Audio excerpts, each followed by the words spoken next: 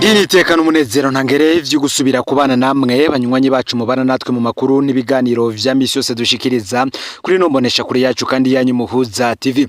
Uyu numwanya tugiye kubageza ko amakuru ariko aravugwa agezwe ko muri kano kanya nga mu gihugu cy'u Burundi, akaba ari amakuru tuza kugaruka kuri vyinshi bitandukanye cyane ko biriko biravugwa mu gisata ca politike be n'ibindi bisata vyinshi bitandukanye. Gusa ahanini tukaba tugaruka ku makuru abariko aravugwa hirya no hino mu gihugu cy'u Burundi ndetse no mu karere ka Afrika y'ubuseruko. Ndabaye kazi rero muri ano makuru bivanye naho buri umwe wese dukurikirana herereye, mwe mudukurikirana mwererenga mu gihugu cy'u Burundi mu ntara zigize ubuseruko, bumanuka, uburaruko, uburengero, abadukurikirana bari mu bisagara bitandukanye, abadukurikirana barereye mu karere ka Afrika y'ibiyaga binini, ku mugabane wa Afrika ndetse no mu makungu ya kure, mwese ndabahaye kaze kandi mbakengurukira ko mubandanya kubana natwe mu makuru n'ibiganiro tubashikiriza. Hari haheze iminsi itari mike tutabageza ko amakuru n'ibiganiro, gusa muri iki gihe twagarutse inyuma ingorane zimwe twari twagize mu ubuzima bwa misi yose. Reka ano makuru yacu tuyatangurire kuri vyinshi biriko biravugwa. Hari abanyepolitiki, hari ababarizwa mu ishengero rya Pentecote mu Burundi ndetse n'abandi bo mu migwi itandukanye, bose babona ko ibibazo biri mu ishengero vya bifitanye isano n'ibibazo vya politike vyo bihari. Abandi bati abanyepolitike bo bivanga mu mikorere y'iri shengero. Ingorane iri mu ishengero rya Pentecote mu Burundi ntiratorerwa umuti. Abayoboke b'iri shengero bibaza ko umukuru w'igihugu yoba yarananiwe gutorera inyishu ibibazo bimaze igihe muri Pentecote, aho muri kino gihe ngiryo shengero ririmwo ibice bibiri, ahandi bakibaza ko yoba ashigikiye ko iryo shengero ricikamwe ibice. Ibikaba bije inyuma yo kubona ibikorane n'amakoraniro vyitirirwa birakorwa n'imigwi G10 na G5 bigaheza bikitirirwa ishengero rya Pentecote mu Burundi. Dusubiye inyuma gato mu minsi iheze, ni mu gihe ku munsi w'igenekerezo wa 14 Ruhuhuma uyu mwaka wa 2026 umugwi wa G10 wari wahuriye Gitega gushigikira Claver Ngendakumana kwihakana ku mugaragaro mission ya Kiremba, kandi ariyo yavyaye Gitega ikaba inagejwe Pentecote Gitega. Abenshi mu basengera muri ayo mashengero ya Pentecote mu Burundi bafatiye kubiriko biraba muri Pentecote ntibitorerwa inyisho, bakavuga ko intwaro ya CNDD-FDD ngikwiye kuhava kuko ngo yaramaze kuruha. Nkuko vyatangajwe na radio Haguruka, umugwi umwe muri ibiri isigaye iboneka mu ishengero rya Pentecote mu Burundi ari wo G10 ku munsi w'igenekerezo wa 14 Ruhuhuma uyu mwaka wari wahuriye mu bikorwa bari bamazemwe iminsi vyo gutunganya ibikorane n'amakoraniro vyo kwerekana inguvu bafise imbere y'umugwi bahanganye wa G5. Uyu munsi ngo bakaba bari bahuriye kandi ku mugwa mukuru wa politiki Gitega. Intumbero kukaba kwari ugushigikira Claver Ngendakumana, umunywanyi wo mugwi wa G10 amaze igihe ariko arerekana ko yoba afise inguvu zo kwikura no kwiyamiriza ishengero rya Kiremba ari naryo yavyaye ishengero ry'Igitega, mbere n'ubu akaba ari naryo rikirijejwe. Mugihe kandi yariko arakira abashitsi bitavye iryo huriro, Claver Ngendakumana umwungere wa mbere w'ishengero rya Pentecote ry'Igitega yadondaguye abaserukiye ama misiyoni ahurikiye mu mugwi G10, acagira akamenyesha ko abatumiye na Buramatari w'intara ya Gitega, Musanere hamwe n'umukuru w'umugambwe uri ku butegetsi mu ntara ya Gitega George Nshimirimana, hamwe rero na Lazaro Mvuyekure yigeze kuba umushinga amateka ariko akaba atacizewe kubera amahera yivye mu kubaka amabuye yitiriwe igicaniro ca CNDD-FDD ngaho mu ntara ya Gitega cubatswe kuri place hafi y'ahari inyubako za Parike Generale. Naho nawe nyene yemera ko Gitega yavyawe mbere ikaba ijejwe na Kiremba, ntigeze yerekana canke ngo avuga impamvu iryo shengero rya Kiremba ryavyaye Gitega ritaserukiye muri ivyo birori, wewe yita ko bidasanzwe. Ngaha rero mukamenya ko Claver Ngendakumana ivyo yishimikiza ari ukwitwaza umugambwe uri ku butegetsi aciye kuri George Nshimirimana hamwe n'uyo nyene Lazaro Mvuyekure asanzwe azwi no mu mabi menshi yakoze harimwo nayo kunyonura amahera mu mugambwe asanzwe arimwo. Asa n'urondera guhuma amaso abarundi n'amakungu ngo Claver Ngendakumana asiguye yongera arerekana inyubako y'amanama hamwe n'indi y'uburaro buguriye kuri uwo munsi, acagira ko kanamenyesha abari ngaho ivyo ishengero rya Pentecote rimaze gushika ko kuva ritanguye mu ntara ya Gitega nkuko vyagaragaye vyumvikanye muri audio Claver Ngendakumana yatangaje.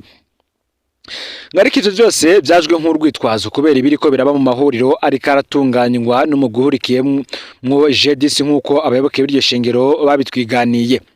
Ngaha rero abayoboke b'iryo shengero baribaza nimba umukuru w'igihugu yoba yarananiwe gutorera inyishu ibibazo bimaze igihe muri iryo shengero rya Pentecote mu Burundi, aho muri kino gihe iryo shengero ririmwe ibice bibiri, canke ko yoba ashigikiye ko ricikamwe ibice nk'uko bimeze ariko bikabasiga.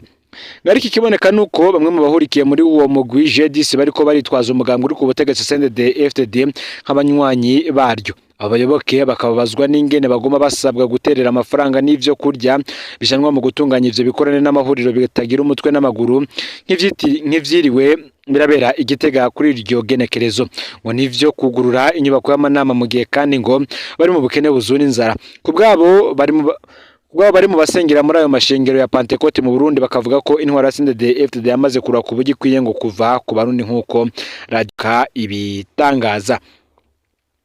Si ivyo gusa kandi kuko ngo haba haranabaye n'umubonano udasanzwe hagati ya Reverend Ndikuriyo n'abungere b'amashengero ya Pentecote bo muri uwo mugwi wa G10. Bamwe bati ese uyo mubonano woba warugamije iki?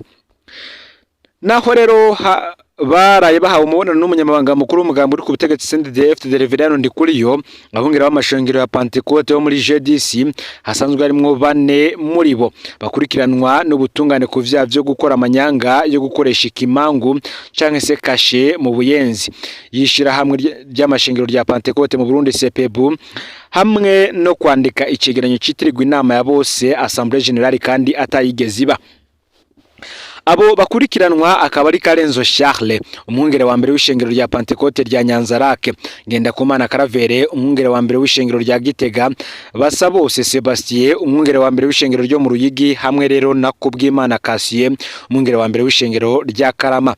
Abo bose bakaba bamaze igihe bitaba inomero 27 vyo kuri parike ya Mukazi iri mu gisagara ca Bujumbura. Mu gihe amatohoza bariko barakorwa ko yobagira bashobora guhanwa no gupfunga umunyororo uri hagati y'imyaka 5 hamwe n'imyaka 10. Mu makuru tumaze kuronka nuko bimwe mu vyatumye basaba kubonana n'umunyamabanga mukuru w'umugambi uri ku butegetsi CNDD-FDD Reverend Ndikuriyo harimo kumusaba gukoresha inguvu n'ububasha bwose afise kugira ngo ategeke kumushikiriza amanza wa Mukaza guhagarika ayo matohoza ariko arakorwa kuri aba pastori. Ngaho rero abaraye bitiranije na Morudekai avuga muri Bibiliya ko bariko bararenganywa nk'uko vyumvikanye mu nsiguro z'umwungere wa meri w'ishengero rya Pentecote ry'Ibujumbura Onesiforo rwiririkanya aho yagurutse ishengero rikoranye akemeza ko ibintu vyose ngo vyirirwa birandikwa ari binyoma mbere ko abavyandika bagereranywa n'abasazi. Ikitazwi kandi n'ingene ubutegetsi bwa CNDD-FDD buzokubakwa guhonyanga amategeko bukabakingira ikibaba kandi busanzwe buvuga ko bubabajwe no kubona ubutungane budakora. Bamwe rero mu basengera mu ishengero rya Pentecote mu Burundi bakamenyesha ko barindiriye kuraba ko yamarira umukuru w'igihugu yirirwa riravuga ko bibaje kubona atabutungane buri mu Burundi ko vy'ukuri iyo bayifuza ko ubutungane bukora atakuraba nkunzi nkuko benshi bagiye barabivuga. Kandi sivyo gusa kandi nkuko benshi bagiye baranabigaruka ko Reverend Ndikuriyo numwe mu bakoze muri iki gikorane. Bamwe bati igikorane canke ihuriro ryitiriwe ikanisa y'umwaka muri Pentecote Gitega ngo cagaragaje neza ko abungere bo muri G10 kandi bamaze kubaka irindi shami rya Pentecote ryegamiye umugambwe CNDD-FDD. Bamwe mu bayoboke b'iryo shingiro bakaba babona ko vyari vyarahanuwe ko mu gihe nk'iki ibintu bitazoba vyoroshe. Ni mu gihe abandi bavuga ko atawukorera abami babiri ko rero abungere bo muri G10 ngo barakwiye kwigira bagakorera umugambwe uri ku butegetsi ku mugaragaro batarinze kwinyegeza inyuma y'ishengero ngo bongere bazimize intama z'Imana. Nkuko twababwiye kandi ingorane ziri mu ishengero rya Pentecote n'ubu zirabandanya. Abayoboke b'iryo shengero mu vyo batangarije radio Haguruka ko aho bigeze ngo biriko biribonekeza ko ingwara ishobora guhitana bamwe muri bo mu gihe atocokogwa. Ivyo ababivuga bafatira ku gikorane cyateguwe na mission ya Gitega isanzwe yavyawe na mission ya Kiremba, aho babona ko igikorane cyari cyatunganijwe ngo cyahindutse nk'igikorwa cyo kwerekana inguvu rapport de force. Umugwi G10 woba washaka kwerekana ko ufise gusumba inguvu umugwi bahanganye wa G5 ufise. ngo kukaba nkako Karaveri Ngendakumana umwungere w'Igitega ngo mu gihe ariko arakira abashitsi yasa n'umuntu yerekana ko umugwi wabo wa JDC ukomeye kandi ko ushigikiwe. Akaba yaravuze ko batewe n'iteka ridasanzwe ryo kubona umunyamabanga mukuru w'umugambwe CNDD-FDD Reverend Ndikuriyo yitavye ubutumire bamuhaye.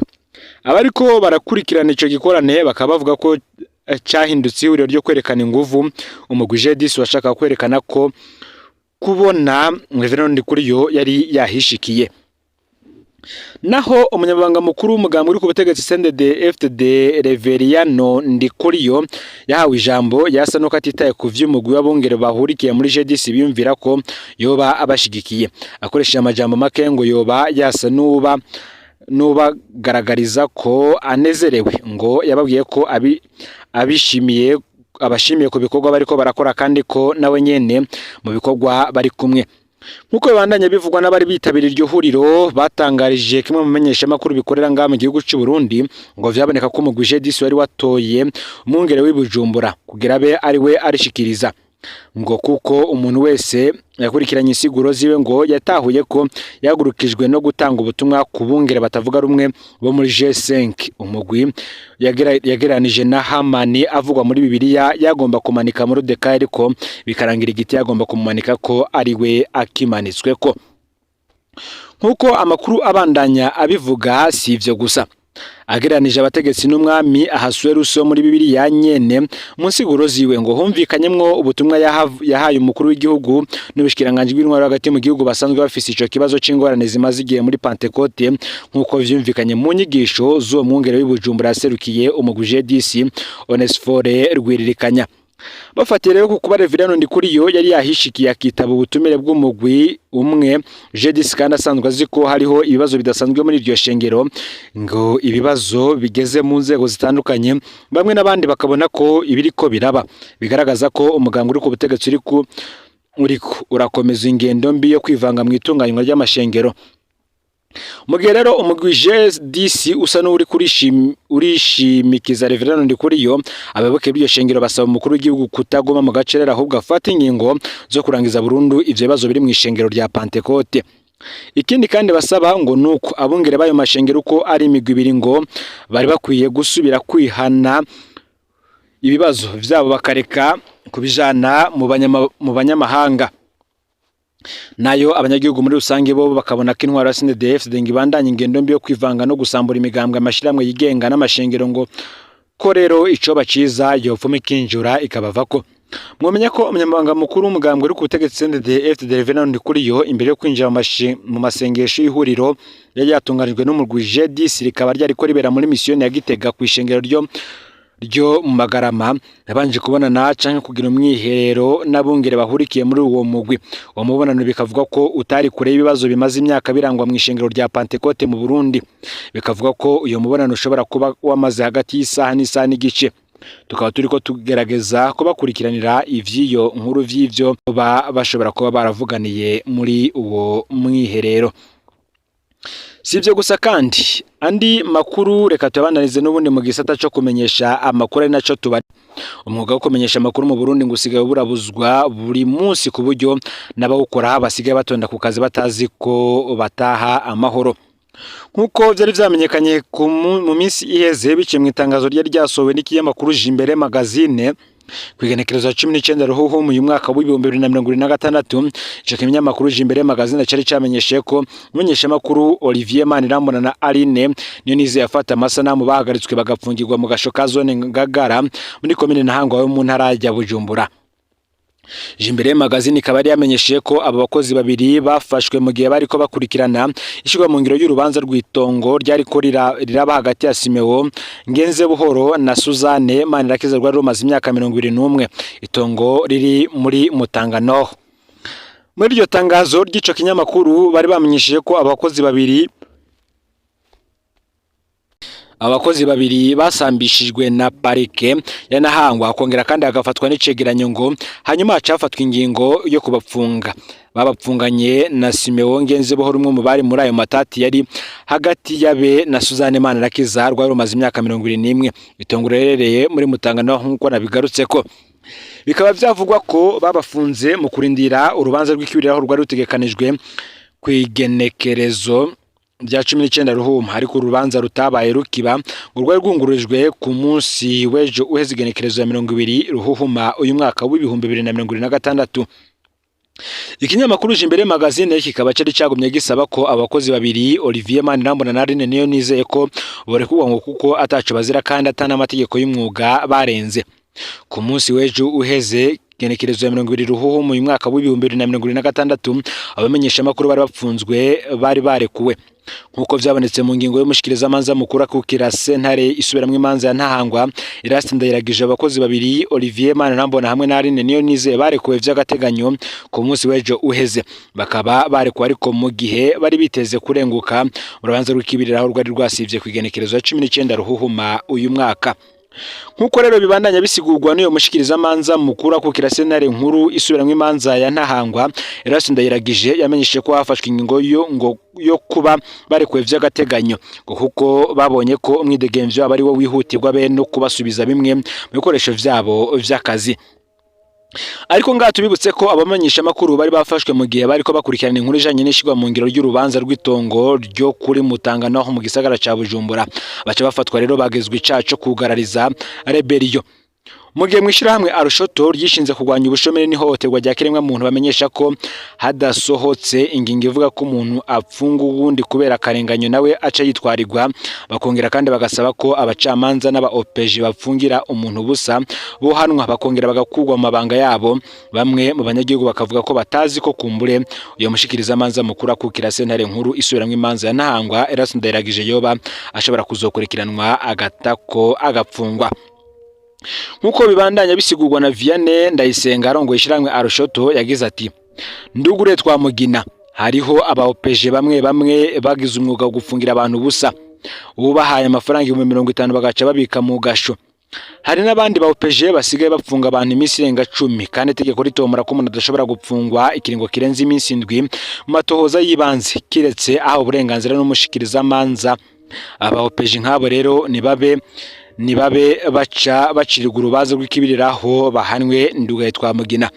Ico bikoze nuko biriko biribonekeza ko mwuga wo kumenyesha makuru mu Burundi usigaye burabuzwa buri munsi ku buryo n'abawukora basigaye batonda ku kazi batazi ko bataha amahoro. Ikindi naco kandi nuko ubutungane bubandanya kugaragara ko mu Burundi bugoyagoya kandi ko ubutakibaho. Ngaho rero amakuru yaragezwe ko muri kano kanya ufyende subscribe canke sabone ne butarafyenda ko yango tujucikanwa nadushikiriza usangize kandi no makuru bagenza aho bari hose kugira ngo nabo baje baramubambira shikirwa nabiriko biravugwa bigazwe ko ngaha mu gihugu cy'u Burundi yo biba biriko biravugwa mu gisata c'agateka kazi na muntu imigendane n'andi makuru ndetse n'ibindi vyinshi. Numpuza TV rero Imana iba hezagire mu bikorwa vyanyu vya misose muriko murakora.